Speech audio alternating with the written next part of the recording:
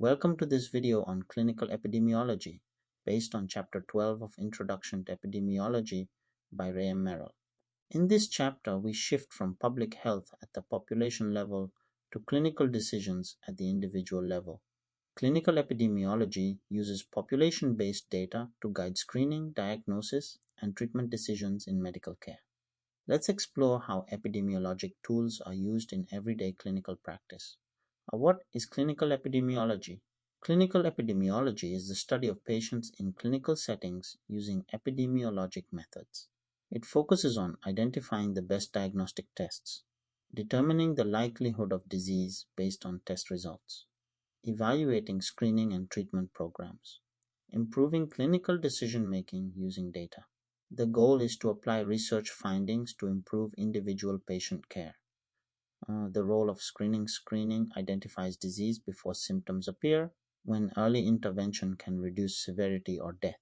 Screening programs should be targeted toward diseases with a serious impact, detectable in the preclinical stage, linked to effective treatment, cost-effective for the population. Examples include mammograms for breast cancer, pap smears for cervical cancer, blood pressure checks for hypertension. Screening is not a diagnosis. It identifies who needs further evaluation. Validity of screening tests. The validity of a screening test depends on two core measures. The first is sensitivity, which is the ability to correctly identify those with the disease. High sensitivity means few false negatives. The second is specificity, which is the ability to correctly identify those without the disease. High specificity means few false positives. An ideal test has both high sensitivity and high specificity. In reality, there's often a trade-off between the two. Predictive values, beyond sensitivity and specificity. We use predictive values to assess test performance in real-world settings. The positive predictive value is the probability that someone with a positive test actually has the disease. The negative predictive value is the probability that someone with a negative test is truly disease-free. Unlike sensitivity and specificity, predictive values are influenced by disease prevalence. Higher prevalence increases PPV. Lower prevalence increases NPV. Reliability of screening tests. Reliability refers to the consistency of a test over time or across observers. A reliable test gives the same result when repeated under similar conditions. Sources of unreliability include instrument variation, observer error, biological variation in the patient. Even a valid test must be reliable to be trusted in clinical settings. Lead time and length bias. Two types of bias affect screening evaluations. Lead time bias occurs when earlier detection increases survival time on paper, but not in reality.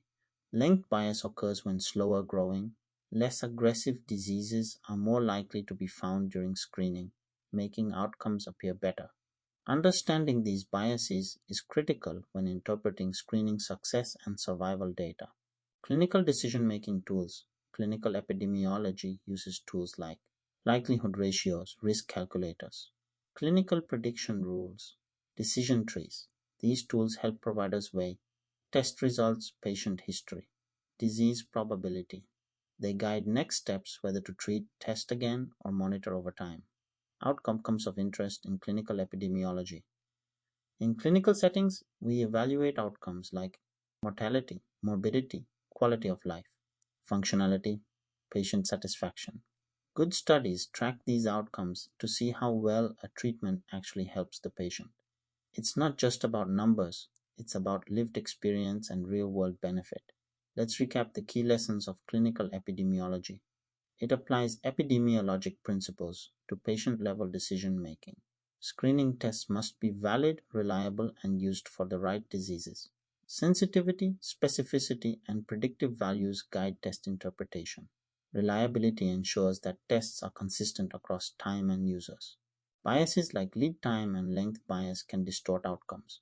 Decision tools and outcome tracking improve care quality and effectiveness. Clinical epidemiology bridges the gap between research and patient care. It equips clinicians with tools to make informed decisions, interpret diagnostic tests, and evaluate outcomes with scientific precision. It reminds us that the goal of epidemiology is not only to understand disease, but to improve health one patient at a time. Thanks for watching. This concludes our series based on Introduction to Epidemiology. Whether you're a student, professional, or lifelong learner, I hope this journey has deepened your understanding of public health, evidence based practice, and the science of prevention.